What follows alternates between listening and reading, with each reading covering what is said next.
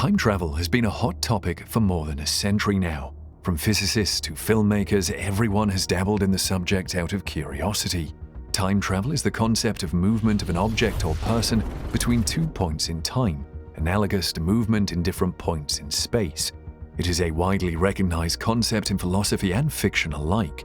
So far, it's uncertain if traveling to the past or future is physically possible. Such travel, if possible, gives rise to the question of causality.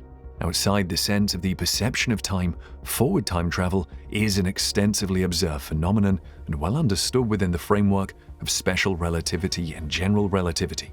But until now, making one body advance or delay more than a few milliseconds in comparison to another body is not achievable even with today's technological prowess. Traveling to an arbitrary point in space-time is a theory with very little support from theoretical physics. It is usually only connected with quantum mechanics and wormholes. But this statute of limitations hasn't stopped the alleged stories about successful time travel from giving people hope. Many incidents of people traveling through time have been reported by the news and have also gone viral on the internet. Most of these stories were either hoaxes or based on incomplete information. But the reports of an alleged time traveler who vanished for years returning to the present have recently become the talk of the town, and many are inclined to believe this could be a real incident. Join us as we try to untangle this mysterious tale of time travel. It all began in the year 1995 when a man named Mike Markham, like many other science fiction enthusiasts and real scientists, attempted to build a time machine. He started building this device on the porch of his home in Stanbury, Missouri, the USA. Mike named his device Jacob's Ladder. He was only 21 years old at the time and studying to become an electrician. During the process of learning electronics and wiring, he began messing around with the hardware and came up with the idea of creating a time machine. Mike truly enjoyed playing around on his porch with the newly acquired electrical knowledge, but his ticket to fame were his 1996 and 1997 appearances on Art Bell's radio show called Coast to Coast. In these appearances, he talked about his experiments associated with time travel. Then, soon after these radio shows, Mike Markham disappeared without a trace. Strangely, a few months later, a person called in Art's show with a mind-boggling story. The caller recalled an incident from the 1930s when a dead body was discovered on a California beach. The body was of a man and was mangled within a strange metal tube. There was a device with the body that looked a lot like a cell phone. The bizarre turn of events raised many questions, and the most asked one was whether this was the first ever documented case of time travel. Markham's device used a modified compact disc laser.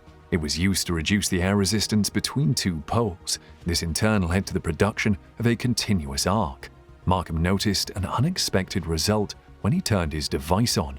There was a heat mark, one like the mark you would see on a hot pavement, only it had a circular shape like that of a vortex. Mike decided to throw a sheet metal screw through this vortex to see what happens. He was curious to find out what he had stumbled upon. According to him, the screw disappeared for almost half a second and reappeared a few feet away a second later. Marcus believed that the Jacob's Ladder causes an arc of electricity to travel in a cyclical way between two metallic rods.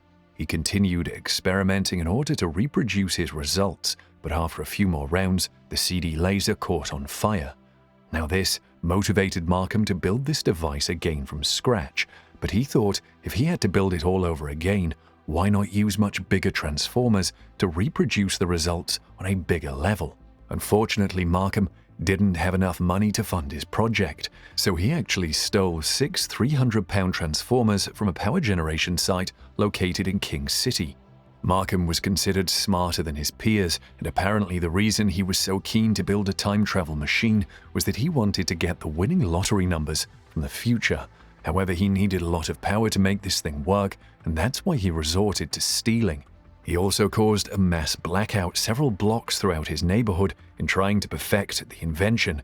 He was soon arrested inside his own home by the Gentry County Sheriff Eugene Lupfer, who had arrived with a warrant because he had stolen the transformers. This happened on January the 29th, 1995. Markham had to spend several months in prison before he was released. That was when he was invited on the radio show as a guest for Art Bell. On the show, Mike narrated the story of his experiment with the screw and also his plans to build a time machine. He did promise the public to do it legally this time around. He also gave off his phone number on air and as a result received hundreds of calls from listeners who offered him many things, including innovative ideas and financial help.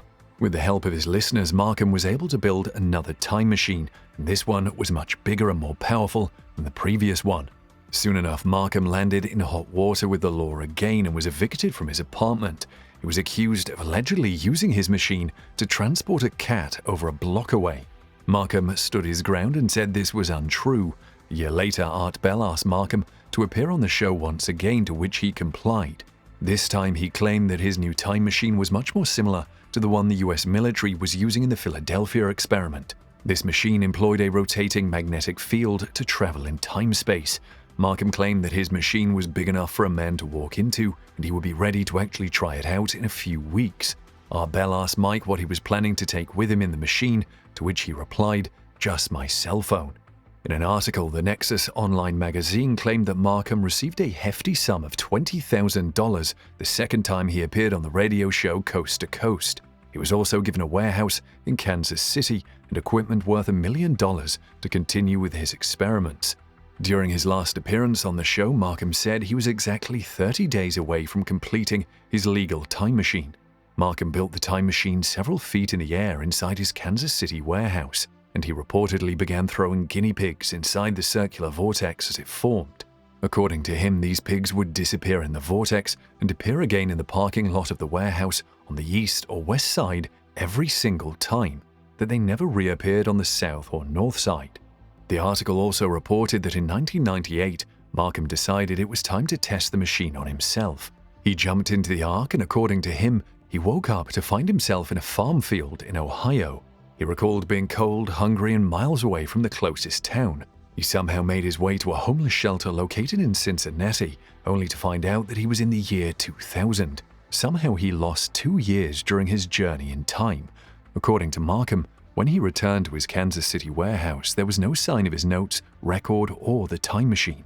It was completely empty. This story went viral quite quickly, but there's no way of finding out if the Kansas City experiments were real or not, as since 1997, Mike was never heard from again. But a few months after Mike weirdly vanished from the face of the earth, a listener called in Art Bell's radio show and claimed to know what happened to Markham. According to the listener, police had found a dead body in California back in the 1930s. The body was crushed inside a metal tube and was unrecognizable. A device resembling a cell phone was also found beside it. Many believe that this was in fact Mike's body. So did he actually manage to successfully travel back in time? And if yes, how did he end up dead in the 1930s? Guess we'll never really know. Mike's story is definitely intriguing, but it is definitely not the first time people have been inclined to consider time travel a possibility. There are many devices known for allegedly successfully enabling time travel. One such device is called the chronovisor. According to Italian Benedictine monk Pellegrino Ernetti, the Vatican, with the help of a few notable scientists, had succeeded in inventing a machine that enables people to look back into time. Although the existence of this device hasn't been proven so far, a book by a Vatican priest named Father Francois Brunet claims that this is a real invention. It was allegedly kept a secret until the early 1960s when Ernetti confided in Brunet about this. Apparently, 12 scientists had been involved in its creation, including the famous physicist Enrico Fermi and the ex-Nazi scientist Werner von Braun. This device was made of cathode rays, antennae, and metals that could receive light and sound signals on almost all wavelengths. The chronovisor acted like a window which people could use to witness historic events and maybe the future ones too. Ernetti claimed he watched the crucifixion of Jesus Christ, Marcus Tullius Cicero's speech to the Roman Senate in 63 BC, the founding of the Roman Empire, and the destruction of Sodom and Gomorrah. Apparently, Ernetti and his team had peered into some of the most important biblical events, but like most other time-traveling tales, experts seem to have debunked most of Ernetti's claims too. However, he maintained his stance until he died. Another time machine that became the hot topic in 2013 originated in Iran. This happened when an Iranian news agency called Fars reported a story claiming that a 27-year-old Iranian scientist had achieved the impossible. He had somehow invented a time machine that allowed people to witness the future. But a few days later, the story was removed with a statement from a government official who said no such breakthrough had been made and no time-traveling machine had been registered. Was it really a hoax, or did they not want anyone to find out about this invention? It's almost impossible to ignore the USA when it comes to the race of innovation and attempting to achieve the unthinkable, and their efforts to travel in time have been labeled the Philadelphia Experiment. It was a naval military experiment that was reportedly carried out in the Philadelphia Naval Shipyard of Philadelphia, Pennsylvania in October 1943. It is said that the U.S. Navy destroyer escort USS Eldridge was rendered invisible to enemy devices. The project was also called Project Rainbow, and some sources allege that the warship traveled back in time almost 10 seconds. However, many have speculated that this interval was actually much larger. The US Navy refuted all these statements and speculations as baseless rumors. Another project by the US called the Montauk Project is also alleged as a successful time-traveling experiment by many conspiracy theorists. Apparently, it was a series of United States government projects conducted at Camp Hero or the Montauk Air Force Station. These were carried out for exotic research on various subjects including time travel. This story has also been called a hoax by experts who still maintain that science is far from developing the kind of technology that can enable humans to travel in time. There's a reason why Mike Markham is called Mad Mike. None of the experts actually believe his claims. It was only the radio show listeners who entertained his ideas and experiments. Many others like Mike have also claimed to have traveled in time, like Håkan Nordqvist, a Swedish man who in 2006 shared a video claiming that he had been transported to the year 2046 while fixing his sink. He also said that he immediately met someone in the future who turned out to be his 70-year-old self. Apparently, the two versions of Håkan had a great time together. A lot of people ended up believing this story and got all riled up, only to find out later that it was just a marketing campaign for an insurance company. Well, that must have been quite a letdown. There have also been sightings of alleged time travelers in photographs from the past no one can explain.